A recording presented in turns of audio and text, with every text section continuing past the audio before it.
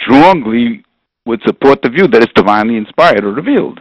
So the question has to be thrown back into the lap of those who are making the claim, which is highly implausible given everything else we know about how books come into being, or literatures come into being, or law codes come into being, or legends, or stories about cosmology or cosmogony.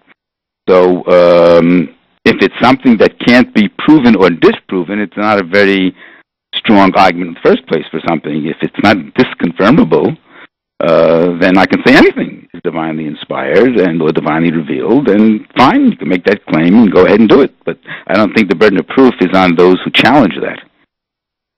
Yeah, but you didn't challenge it in the beginning. You said that scholarship established that the Torah is a human work, and that seems an absurd position. The one could establish any work of literature is, entirely human or whatever. Well, what I mean, I guess what I mean to say is that when one looks at the biblical scholarship and the comparative religious study, one sees, for example, that many of the stories or many of the laws that one finds in the Bible are very similar to or are responses to law codes or narratives of, let's say, ancient floods or the Code of Hammurabi. Many of the images or descriptions about the God of Israel clearly are derived in their imagery and many of their fundamental concepts from, let's say, Canaanite notions of the deity Baal, so that it just seems much more plausible to see how the biblical stories and laws are derivatives of, adaptations of, reactions to the general ancient Near Eastern culture and context in which the ancient Israelites were living. So that's the sense in which I mean it is. I shouldn't use the word proven. I think that I use the phrase it's much more plausible in terms of degrees of plausibility for explaining how a certain work came into being. The much more plausible explanation is that these are human works. I would definitely not say it's proven in any kind of absolute sense of the term. And in the book I do discuss degrees of plausibility, and that one of the actual difficulties one has in the kinds of discussions about what's more reasonable, my view or your view, how do you assess degrees of reasonableness or plausibility?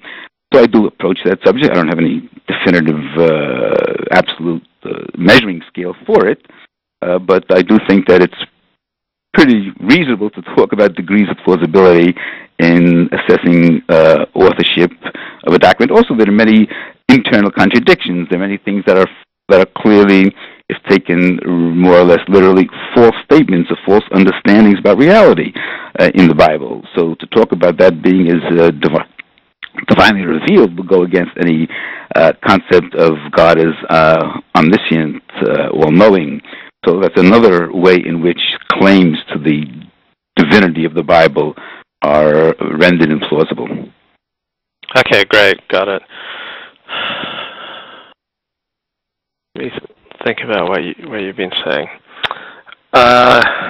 You mentioned several reasons for writing the book, and the last one was the personal one. Was the personal one the first one, and the others followed upon that? It's very hard to say. I don't know that that's the case, because the book evolved over many years. I've been thinking about these questions since I was 23, or since I was probably 15, maybe. But I would say, I think that the first thing probably was this intellectual curiosity. I was asking myself the question, why is it that I know so many people who had an education similar to mine, including members of my own family, who continued to affirm their belief in traditional Orthodox Jewish doctrines and dogmas. And these people, I say, are as educated as I am. Many of them I consider to be quite smarter than I am in terms of, IQ, greater knowledge of many areas, whether it's philosophy or other subject matters. And yet, what to me seems so patently unreasonable, to them seems to seem reasonable.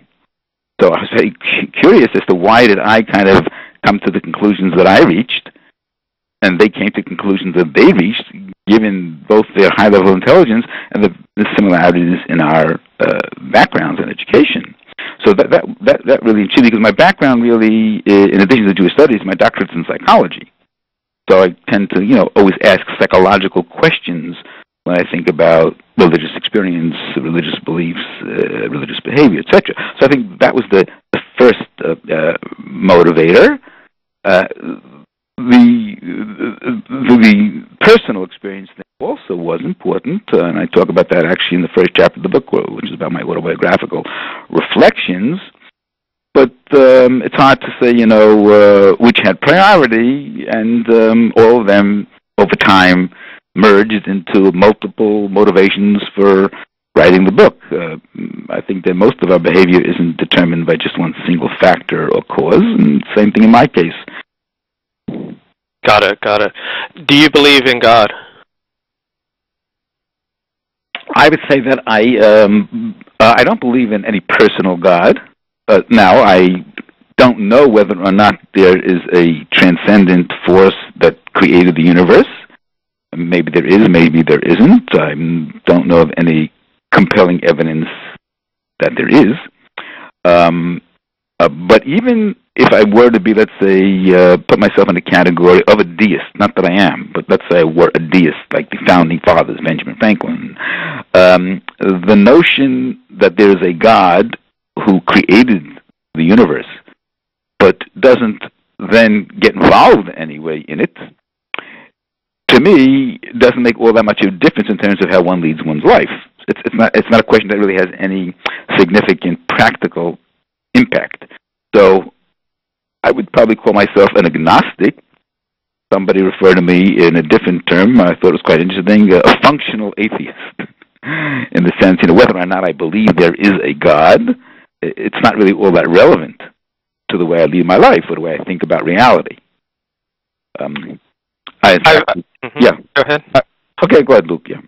I've heard it argued that one cannot live as an agnostic. One either lives as an atheist or one lives as a believer. What do you think of that argument? First of all, I don't know why one can't live that way, and also you'd have to define the terms, because these terms, agnostic, atheist, can have several different meanings. People understand them in different ways. What do you mean by that? And then maybe I can respond more. Okay, great. I mean, what do you mean by that? Yeah, on a practical matter, if you live believing that God matters, you either live believing that God matters, or you live absent of that. You can't really live as an agnostic. You have to choose in your actions. Like, give me an example of where an action would be quite different if you believe that God exists or that God doesn't exist. Now, we're not talking here about whether God revealed His will to people. You're asking whether God exists or not. How would that change? Let me ask you, what would you do differently than you now do if you believe in, I don't know what you believe or not, but if you believe in God who exists but no way interacts with the world which He created, or He doesn't exist at all? Would that change in any significant way the way in which you behave? No. So, but most people, most people, when you say, do you believe in God or not, are dealing with the personal God the belief in a personal God who is interested in His creation and kind of rewards and punishes. That's kind of the whole package for most people on a practical basis. Well, yes, I don't believe in that kind of a God. So you can call it whatever you want to call him. If you want to call that an atheist, that you can use the term if you want to. But yeah, I don't believe in a God who interacts with humans and is following their activity and rewarding and punishing them accordingly.